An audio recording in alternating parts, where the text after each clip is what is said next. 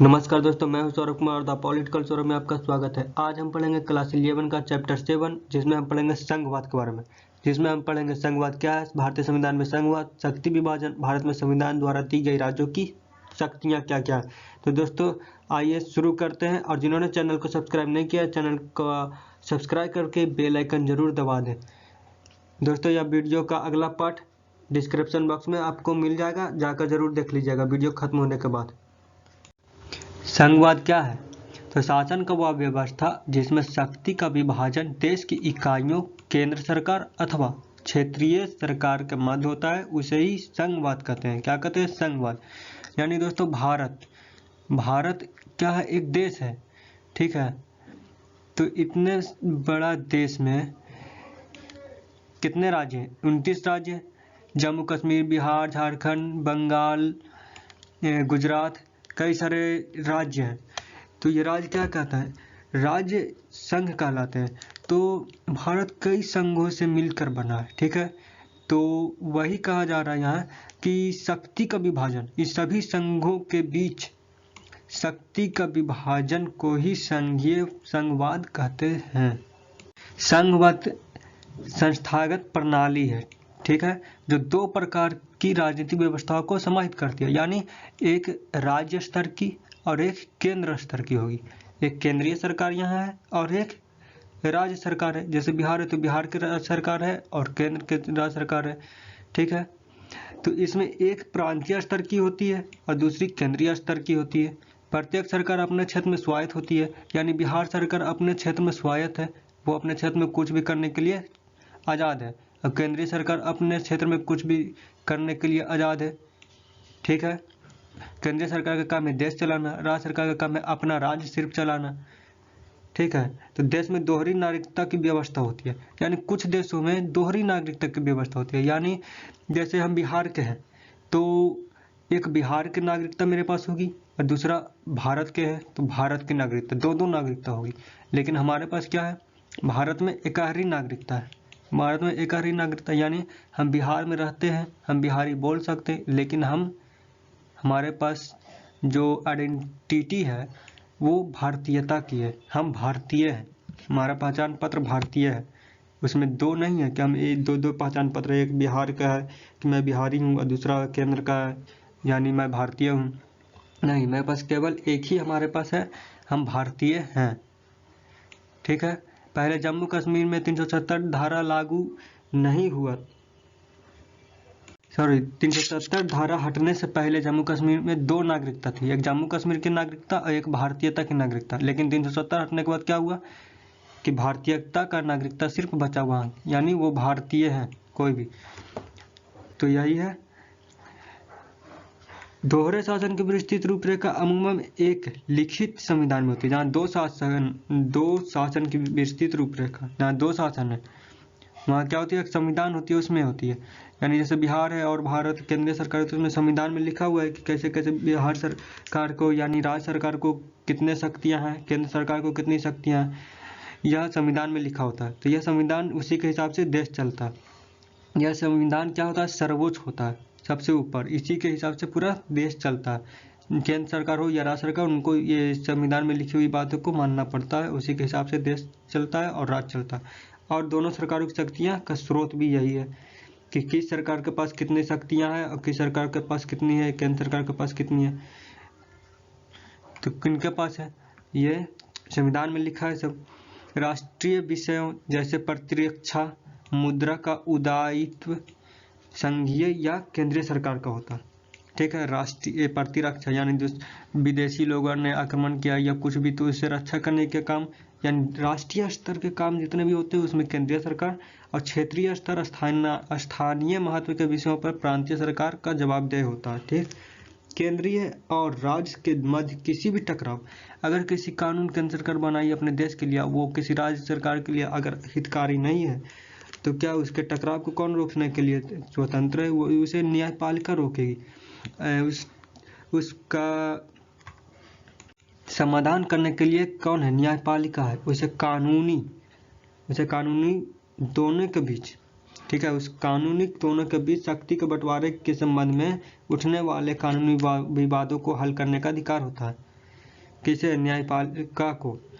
अगर राज्य सरकार कहेगी कि ये मेरे शक्ति के दायरे में है, आप इस पर कानून नहीं बना सकते, तो ये जो विवाद उठेंगे दोनों के बीच वो न्यायपालिका सॉल्व करेगी। ठीक है। भारतीय संविधान में संघवाद। आज़ादी से पहले राष्ट्रीय आंदोलन के नेता इस बात पर सहमत थे कि भारत जैसे विशाल देश पर शासन करने के लिए शक्तियों का प्रांतीय तथा केंद्रीय सरकारों के बीच बांटना जरूरी होगा। यानी दोस्तों, हमारे आज़ादी जब हमारा देश भारत आज़ाद होने से पहले ही जब राष्ट्रीय आंदोलन हुए थे, ठीक है, तो हमारे देश के नेता लोगों को इस विषय पर सहमत थे पहले ही, आज़ादी से पहले ही, कि भारत जितना विशाल देश था उस पर शासन करने के लिए शक्तियों का केंद्रीय स्तर पर सिर्फ ना रख करके उसे बांटना ज़्यादा जरूरी था, क्योंकि भारत विविधताओं का देश है। ठीक है। यहाँ 20 प्रमुख और सैकड़ों अन्य छोटी भाषाएं बोली जाती हैं और हर कुछ दूरी पर अनेक तरह के भाषा चेंज होते रहती है। तो यहाँ अनेक विविधताओं वाला देश है। यहाँ अनेक धर्मों के लोग निवास करते हैं। तो अनेक विविधताओं के बावजूद इस देश ने आज़ादी की लड़ाई मिल करके लड़ा। क्या मिल करके लड़ा, और इसलिए यहाँ के शक्तियों को बांटना क्या था, केंद्रीय स्तर पर और प्रांतीय स्तर पर बांटना बहुत जरूरी था, तभी देश हमारा एक रह पाता। तो ऐसा ही हुआ। अगर केंद्रीय सरकार को शक्तियाँ ज़्यादा दे दी जाती तो क्या होता, वो तानाशाही बन जाता। वो अपना मन से काम करते, राज्य के हित में नहीं भी कर सकते थे। तो हमें हर राज्य में शक्तियाँ बराबर मिली, राज्य को अलग मिले और केंद्र को अलग मिली, शक्तियों का बंटवारा हुआ। तो आगे पढ़ेंगे हम कि केंद्र को शक्तियाँ ज़्यादा दी गई और राज्यों को कितना दी गई, इसके बारे में। प्रश्न यह था कि क्षेत्रीय सरकारों को कितना अधिकार प्रदान किया जाए, यानी कितना। और मुस्लिम लीग द्वारा मुसलमानों को ज़्यादा प्रतिनिधि देने के विभाजन का पूर्व एक समझौता फॉर्मूलों पर क्या हुआ, चर्चा हुआ, जिसके अनुसार क्षेत्रीय सरकारों को काफ़ी ज़्यादा अधिकार देने का प्रस्ताव आया। लेकिन ऐसा हुआ नहीं। लेकिन क्या हुआ, भारतीय संविधान द्वारा अंगीकृत संघीय व्यवस्था का सर्वाधिक महत्वपूर्ण सिद्धांत यह था कि केंद्र और राज्यों के बीच संबंध सहयोग पर आधारित होगा। यानी केंद्र सरकार और राज्य सरकार के बीच जो संबंध होगा वो सहयोग पर होगा, दोनों एक दूसरे का सहयोग करेंगे। ठीक है। इस प्रकार विविधता को मान्यता देने के साथ ही संविधान एकता पर बल देता है। यानी हमारा देश जितना विविधताओं से भरा हुआ है उसको मान्यता देने के साथ क्या करता है, एकता पर बल देता है कि सभी एक रहें। इसलिए शक्तियों का विभाजन बहुत ही सोच समझ कर किया गया। दोस्तों, चैनल को सब्सक्राइब जरूर कर दीजिएगा। भारत के संविधान के अंग्रेजी संस्करण में फेडरेशन शब्द का नहीं बल्कि किस शब्द का उपयोग किया गया, यूनियन शब्द का। ये एग्जाम में आ सकते हैं ऐसे क्वेश्चन। यूनियन शब्द का उपयोग किया गया, लेकिन दोनों का अर्थ क्या होता है, संघ। फेडरेशन मतलब भी संघ और यूनियन मतलब भी संघ हुई होता है। आइए देखते हैं दोस्तों, शक्ति का विभाजन केंद्र सरकार के और राज्य सरकार के बीच। तो भारत के संविधान में दो तरह की सरकारों की बात मानी गई, यानी यहाँ दो तरह की सरकार होंगी। पहला कौन होंगे, संपूर्ण राष्ट्र के लिए होंगे। एक संपूर्ण राष्ट्र पूरे भारत के लिए होंगे जिसे संघीय सरकार या केंद्रीय सरकार कहते हैं। ठीक है। और दूसरा प्रत्येक प्रांतीय इकाई के लिए, यानी राज्यों के लिए, जिसे राज्य सरकार कहते हैं। ये दोनों के स्पष्ट कार्य हैं और ये दोनों ही संवैधानिक सरकारें हैं, इन्हें संविधान में मान्यता है। तो संविधान इस बात की स्पष्ट व्याख्या करता है कि कौन कौन सी शक्तियां केवल केंद्र सरकार को प्राप्त होंगी। यह भी संविधान में लिखा है कि कौन कौन सी शक्तियां केंद्र सरकार के पास होंगी और कौन कौन सी शक्तियां केवल राज्यों को। और इन दोनों के बीच विवाद को न्यायालय संवैधानिक प्रावधानों के अनुसार क्या करेगी, समाधान करेगी। ये तो पहले भी देखे हमने। संविधान ने आर्थिक और वित्तीय शक्तियां केंद्रीय सरकार के हाथ में सौंपी है। पैसे से मामले आर्थिक और वित्तीय शक्तियां किनके हाथ में सौंपी है, केंद्रीय सरकार के हाथ में। और राज्यों के उत्तरदायित्व तो बहुत अधिक, पर आय के साधन क्या होंगे, कम होंगे। क्योंकि आय के साधन कम कैसे होंगे, क्योंकि आर्थिक और वित्तीय शक्तियां केंद्रीय सरकार के हाथ में सौंपी है। दोस्तों, भारत के संविधान में राज्य को कितनी शक्तियां प्राप्त है, जिस पर कानून बना सकती है केवल राज्य।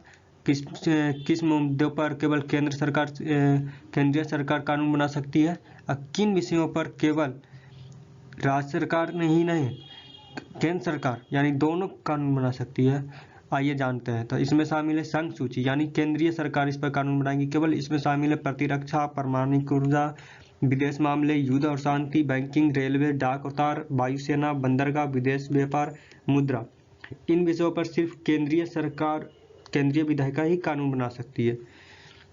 दूसरा है राज्य सूची जिस पर राज्य सरकार बना सकती है। इसमें शामिल है कृषि, पुलिस, जेल खाना, स्थानीय शासन, सार्वजनिक स्वास्थ्य, भूमि, शराब, वाणिज्य व्यापार, शराब जिस पर बिहार में शराबबंदी लागू किया गया, वाणिज्य व्यापार, पशुपालन, प्रादेशिक लोक सेवा। ठीक है। आमतौर पर इन विषयों पर सिर्फ प्रांतीय विधायिका ही कानून बना सकती है। तीसरा है समवर्ती सूची जिसमें दोनों सरकारें क्या कर सकती है, कानून बना सकती है जिस विषय पर।